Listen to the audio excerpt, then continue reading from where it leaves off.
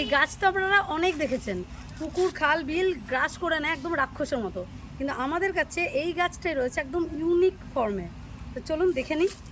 এই যে এটা হচ্ছে, আশা করছি পাতা দেখে সবাই চিনতে পারছেন এটা কি গাছ, বলার আর অপেক্ষা রাখে না। আর ফুলটা দেখেও বুঝতে পারছেন এটা হচ্ছে সাদা কচুরিপানা। তো কচুরিপানা তো নীল কচুরিপানা আমরা সচরাচর দেখতেই পাই, এবং মানে একদম রাক্ষসে গাছ বলা হয় এটাকে। একটা টুকরো থেকে গেলেও একটা বড় পুকুর খালবিলকে গ্রাস করে নিতে একাই 100। তো সেই গাছটা কিন্তু সেটারই কিন্তু সাদা হোয়াইট কচুরিপানা রয়েছে আমাদের ঐশিকার জলবাগানে। তো ফুলটা ফুটেছে কি অসাধারণ দেখতে লাগছে দেখুন, আর হালকাই হলুদ টিপটা রয়েছে সাদা ফুলটার মধ্যে, অপূর্ব দেখতে।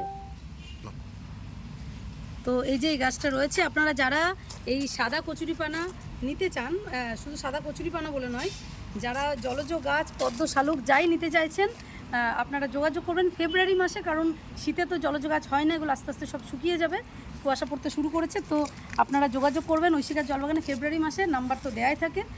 তো পেয়ে যাবেন এখানে বিভিন্ন ধরনের। আরও আরেকটা জিনিস খবর রয়েছে, সেটা এক্ষুনি দেখাচ্ছি না, বলে দিচ্ছি। সেটা হচ্ছে প্রচুর বিভিন্ন ধরনের বিদেশি জলজ গাছ রাখছি আমরা, তৈরি করছি, সামনেবারে পেয়ে যাবেন আপনারাও, একদম অনেকটাই কম দামে দিতে পারবো আশা করছি।